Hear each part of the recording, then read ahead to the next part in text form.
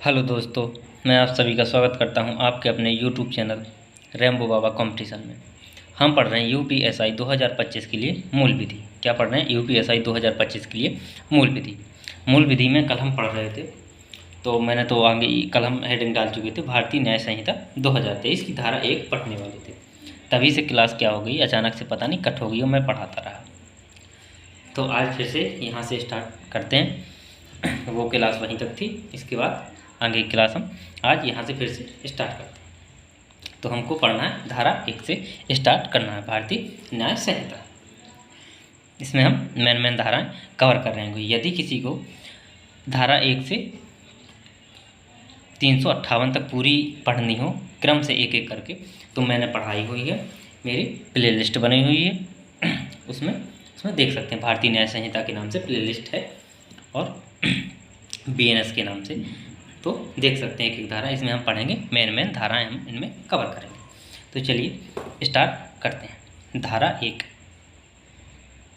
धारा अंग्रेजी में बोलते हैं क्या? सेक्शन। क्या बोलते हैं? अंग्रेजी में बोलते हैं सेक्शन, या इसको सेक्शन S लिख सकते हैं। क्या लिख सकते हैं? S लिख सकते हैं। S1 धारा 1। धारा 1 में क्या है? धारा 1 क्या है? धारा 1 में है, यह धारा 1 है, इसमें संक्षिप्त नाम प्रारंभ क्या है? इसमें धारा 1 में संक्षिप्त नाम क्या है? संक्षिप्त नाम प्रारंभ और क्या है? और लागू होना। क्या होना? लागू होना। ये धारा 1 में है। तो इसका संक्षिप्त नाम क्या है? इसका संक्षिप्त नाम क्या है? भारतीय न्याय संहिता। क्या है? भारतीय न्याय संहिता।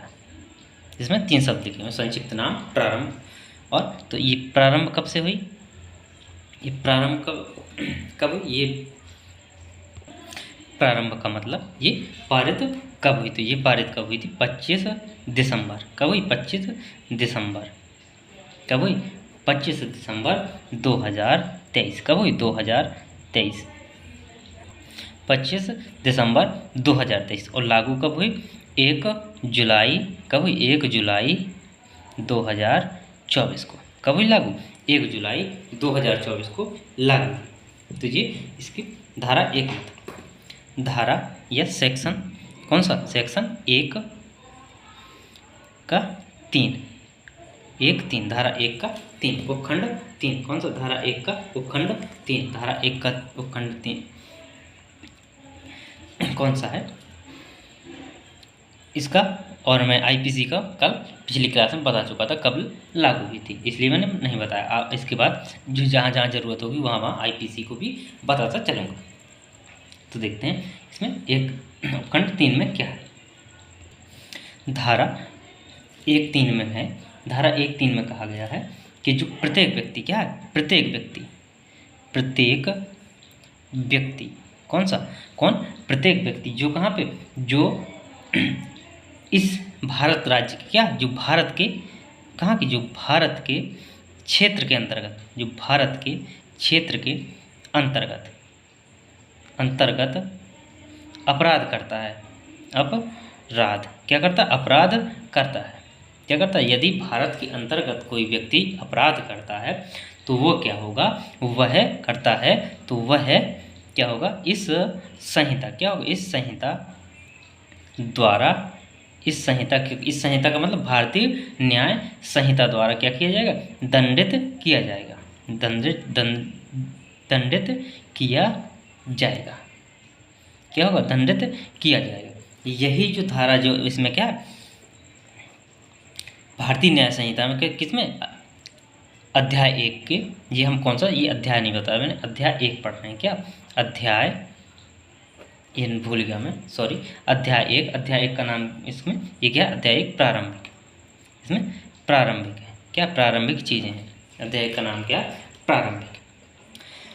तो जो अध्याय 1 की जो धारा 1 है, धारा 1 की जो सेक्शन 3 में जो चीज़ बताई गई है कि जो प्रत्येक व्यक्ति जो भारत के क्षेत्रफल के अंतर्गत यदि कोई व्यक्ति अपराध करता है तो वो क्या होगा, वो इस भारतीय दंड प्रक्रिया के या भारतीय न्याय संहिता के धाराओं से या भारतीय न्याय प्रक्रिया की जो धाराएं उनसे क्या किया जाएगा, दंडित किया जाएगा। जो इस सेक्शन 1(3) में है वही आईपीसी में किसमें, जो आईपीसी की जो धाराएं थी वो आईपीसी की किसमें, धारा 2 में था, आईपीसी के सेक्शन 2 में था, किसमें, आईपीसी के सेक्शन 2 में था। यही जो धारा इसमें है वो धारा किसमें, आईपीसी के सेक्शन 2 में थी, किसमें थी, आईपीसी के सेक्शन 2 में थी।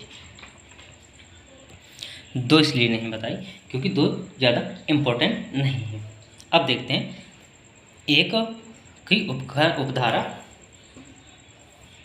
5, कौन सी, उपधारा 5 सेक्शन 1(5), कौन सी, सेक्शन 1 का 5 से धारा 1 की उपधारा 5, कौन सी, धारा 1 की उपधारा 5। धारा 1 की उपधारा 5 में क्या है, इसमें क्या है, उपधारा 5 में क्या है, इसमें है कि जो भारतीय न्याय संहिता, क्या भारतीय न्याय संहिता को मैं BNS लिख रहा हूँ, क्या भारतीय न्याय संहिता कौन सी, 2023, कौन सी, 2023 की धारा जो 1(5) है, इसमें क्या है, इसमें क्या है, जो राज्य क्षेत्र, क्या है, इसमें जो राज्य क्षेत्रातीत, क्या है, जो राज्य क्षेत्रातीत, क्या है, जो राज्य क्षेत्रातीत जो अपराधों पर क्या करते, अपराधों पर संहिता के विस्तार के बारे में प्रावधान है, क्या है, विस्तार के बारे में प्रावधान है, इसमें क्या है, विस्तार के बारे में इसमें प्रावधान है। यही धारा आईपीसी में किसमें, आईपीसी के किसमें, ये धारा 4 में थी, ये आईपीसी की धारा किसमें थी, धारा 4 में थी, यही चीज़ किसमें, आईपीसी की धारा किसमें थी, 4 में थी।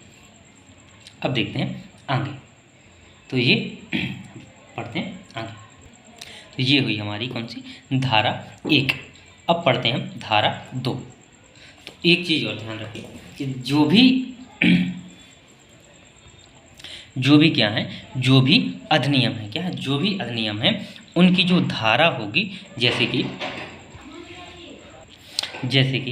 महिला संरक्षण अधिनियम या पर्यावरण संरक्षण अधिनियम, जल संरक्षण अधिनियम, मूल अधिकार संरक्षण अधिनियम, सूचना का अधिकार संरक्षण अधिनियम, ये सारे के सारे जितने भी अधिनियम हैं इनकी सब में क्या है, इन सब की जो धारा 1 होती है उसमें सब में क्या होता है, उन सब में धारा में क्या होता है, संक्षिप्त, उसमें क्या होता है, संक्षिप्त नाम, क्या होता है, उन सब में क्या होता है, संक्षिप्त नाम होता है, प्रारंभ होता है, सभी में ये धारा मिलेगी, क्या, प्रारंभ और क्या, लागू होना, क्या होना, लागू होना, और क्या होगा, विस्तार, विस्तार, क्या, विस्तार होगा। तो हमारे विस्तार इसमें क्या है, ये संपूर्ण भारत में विस्तार है, तो ये चीज़ मिलती है। और धारा 2 में क्या मिलेगी, जो धारा 2 उसमें होगी, क्या होगी, उसमें होगी परिभाषाएं, क्या मिलेगी, कोई भी उठा के देख लो, सब में क्या मिलेंगी, परिभाषाएं, कोई भी अधिनियम उठा के देखो सब में क्या मिलेंगी, परिभाषाएं मिलेंगी, क्या मिलेंगी, सब में मिलेंगी परिभाषाएं।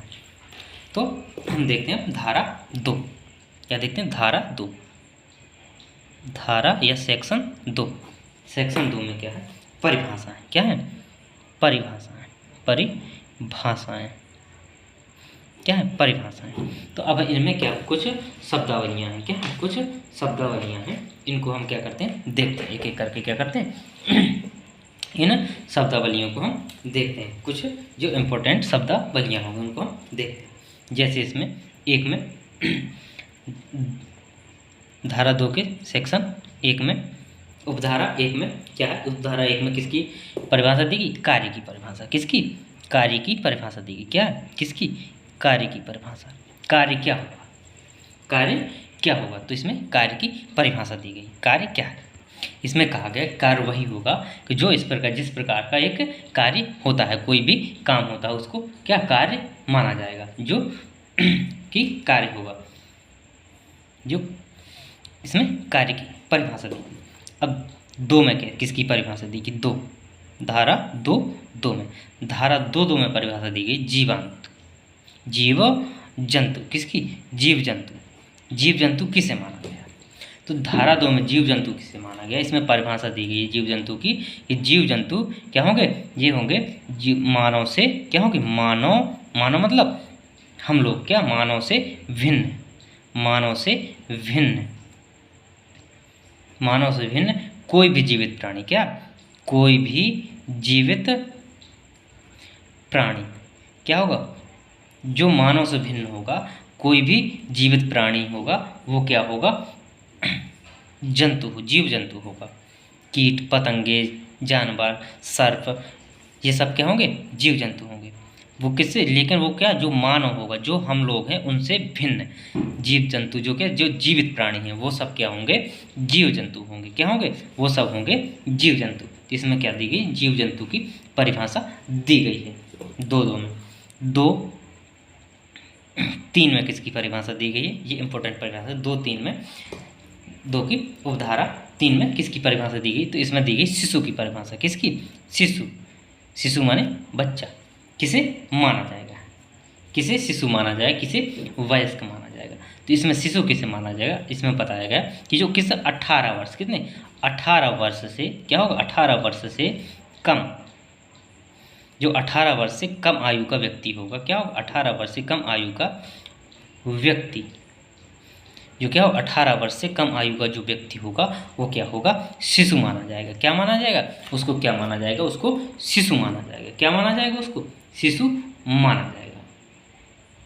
क्या माना जाएगा उसको, शिशु माना जाएगा। किसको, जो 18 वर्ष से कम की आयु का होगा उसको क्या माना जाएगा, उसको माना जाएगा भारतीय न्याय संहिता में क्या माना जाएगा, शिशु माना जाएगा। अब देखते हैं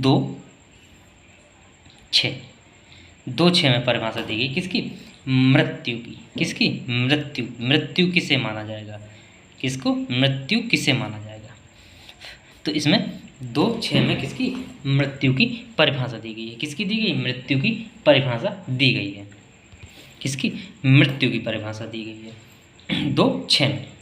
2-7 में किसकी परिभाषा दी गई है, 2-7 में दी गई है बेईमानी की। किसकी, बेईमानी की परिभाषा दी गई है। किसकी दी गई है, 2-7 में दी गई है बेईमानी की परिभाषा। किसकी दी गई है, 2-7 में दी गई है बेईमानी की परिभाषा। बेईमानी का क्या मतलब बताया गया, बेईमानी का मतलब बताया गया है कि बेईमानी से क्या आशय होगा, कि बेईमानी से आशय होगा कि किसी भी व्यक्ति से कि जो बेईमानी करेगा वो इस आशय से कोई कार्य करेगा, इस आशय से जो उसने किया गया है कार्य, कि जिससे कि उस व्यक्ति को जिसने किया उसको क्या हो, लाभ हो, और जिस व्यक्ति के लिए किया है उसको क्या हो, हानि हो। क्या हो, उस व्यक्ति को हानि हो। मान लीजिए जैसे किसने, ए व्यक्ति ने किसकी, बी व्यक्ति की क्या की, बेईमानी की, तो ए व्यक्ति को क्या होगा, लाभ हो, क्या हो, लाभ हो, बी को क्या हो, हानि हो। क्या हो, हानि हो। तो ये क्या होगी, ये बेईमानी होगी। इसकी क्या, बेईमानी की परिभाषा दी गई है। क्या, बेईमानी की परिभाषा दी गई है। अब देखते हैं 2 की उपधारा, धारा 2 की उपधारा कौन सी, 10। 2 की उपधारा 10, उपधारा 10 में किसकी परिभाषा दी गई, लिंग की परिभाषा। किसकी, लिंग की परिभाषा दी गई है। इसमें क्या लिंग की परिभाषा क्या दी गई है, इसमें बताया गया है कि लिंग जो शब्द है वो क्या है, वह क्या है, वो ऐसा शब्द है जो लिंग शब्द है वो किसके लिए, सभी के लिए प्रयुक्त होगा। जो लिंग शब्द है वो किसके लिए, सभी के लिए, चाहे पुरुष हो, क्या हो, पुरुष हो या महिला हो, क्या हो, महिला, क्या हो, महिला हो, या क्या हो, उभयलिंगी हो। क्या हो, उभयलिंगी हो। जो पुरुष लिंग शब्द है वो क्या, इन तीनों के लिए प्रयोग किया जाएगा। किसके लिए, इन तीनों के लिए क्या शब्द प्रयोग किया जाएगा, लिंग शब्द का यदि प्रयोग होगा तो क्या होगा, इन तीनों के लिए होगा। क्या होगा, इन तीनों के लिए लिंग शब्द का प्रयोग किया जाएगा। ये चीज़ समझ में आई। अब चलिए देखते हैं आगे। तो अब देखते हैं धारा 2 की कौन सी, धारा 2 की, धारा 2 का उपधारा 19। कौन सी, धारा 2 की उपधारा 19। इसमें किसकी परिभाषा दी गई है, इसमें परिभाषा दी गई पुरुष की।